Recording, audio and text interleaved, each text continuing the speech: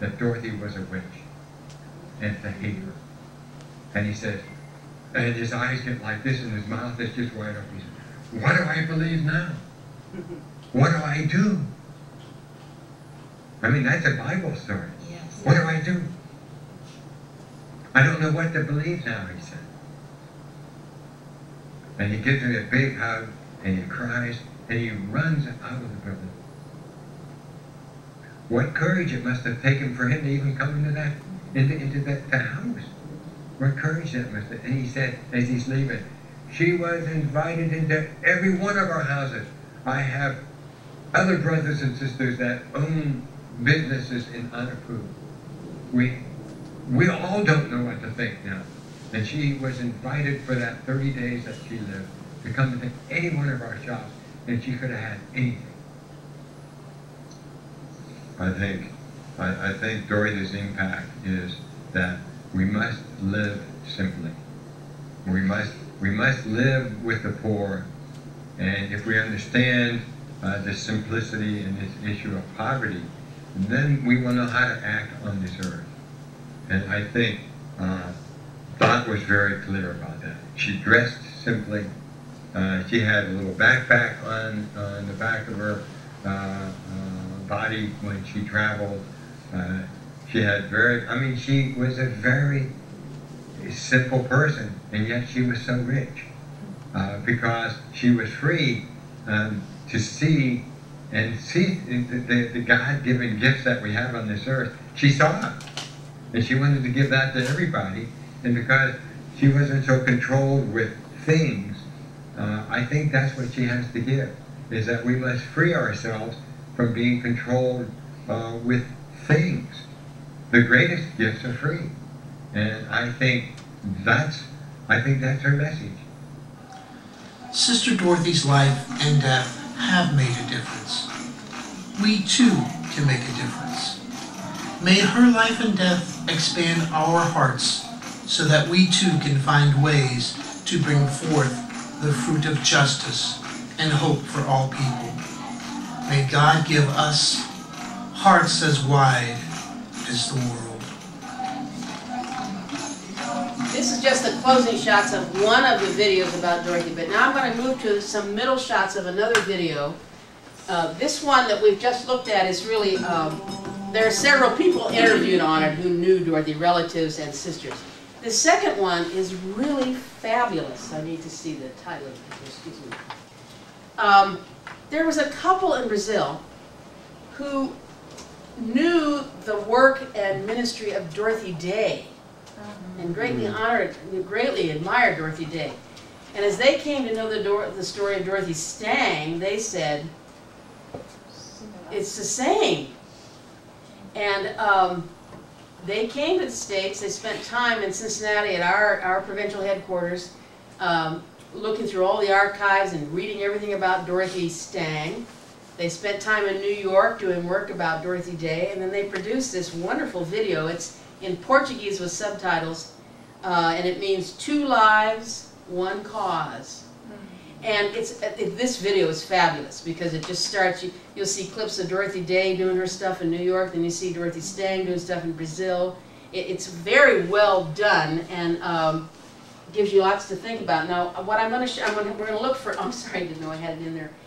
Just the beginning clips, because you'll see Brazil where Dorothy was, and then we see some in New York City, and then we're going to flip to a section where again I want you to hear Dorothy actually speaking, and the courage of her voice, but the gentleness at the same time. So we need on this one, we're going to start opening just the opening shots. So we'll just. Sister? Yes. As this is loading, just what was the response? Based on the story that her brother just told about the city and the other powers that be, yes. What was the response? I mean, the current president of Brazil was a former bishop, if I remember correctly. What was the response from some of the leadership in Brazil to the death of your sister? The president of Brazil was a former bishop? Or one of the higher-ups, I'm not sure if it's him himself. Yeah, I don't think it's the president. Okay. Immediately after her death, the president of Brazil sent troops into the area to calm it down and control it, and to do some things to bring a just settlement situation, but it did not maintain. The current situation, this is 5 years later now, the good news is, in Dorothy's lifetime, there were 32, 33 of these compounds of sustainable development. Since her death, there are 109 sustainable development. The people have continued, and our sisters are still there working with them, they have continued to say, we can do this.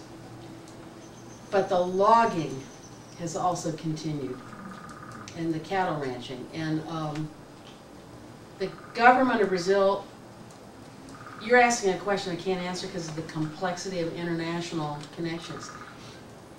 There's a lot of money that supported Brazil at a time, before Brazil is a leading economic power at this time, but before it was, the United States, some of our businesses, our multinational companies, and our own federal government gave a lot of financial support to Brazil to exactly go into the Amazon and do what they're doing.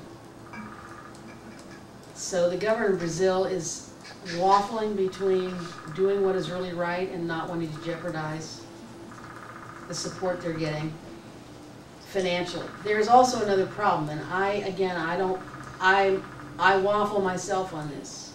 Some of the people, in terms of the big business end, will argue some ranching, some logging brings jobs to the people and sets up an economy out of which people can live. Dorothy would answer, not the way you're doing it. The way you're doing it, you're actually destroying the Amazon, and the lives of the people are at stake. She also would point out over and over again that yes, the economy does go up, but that resources and funds from the economy still stay in the hands of a very small, wealthy minority. The people with nothing still have nothing. So it's just very complex with the government. Now, they also have a very important federal prosecutor, Felicio Pontes, was a friend of Dorothy's and supported everything and continues to fight real hard for a just and ecological settlement to the treatment of the Amazon. He has a lot of personal strength and he is highly respected. So I also don't think, he's not a person whose life is endangered because the position he holds is so important in the government.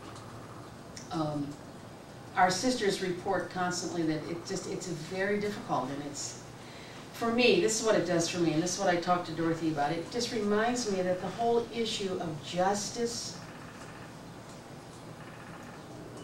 is going to take a long, long, long, long time for us as the human community and us as the church to finally come together enough that we end it. So we're just so far from it. Mm-hmm. So, are there other questions while we're waiting? Or comments? He's ready. All right. Now, yes.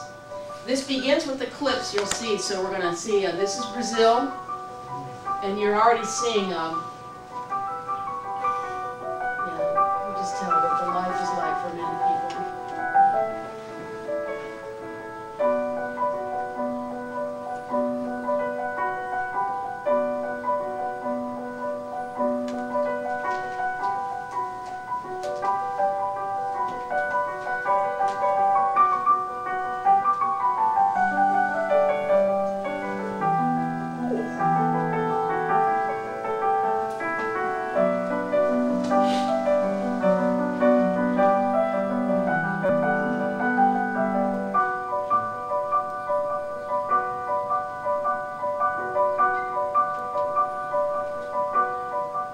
Este povo não tem condição de continuar migrando, não tem condição de viver como peão. That's Dorothy's Peão voice. pode trabalhar só quando ele tem saúde.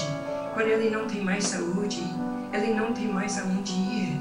E ele é indigente para o Estado. Este povo não precisa gastar o resto da sua vida como indigente. Eles são pessoas humanas que merecem felicidade igual a qualquer um de nós.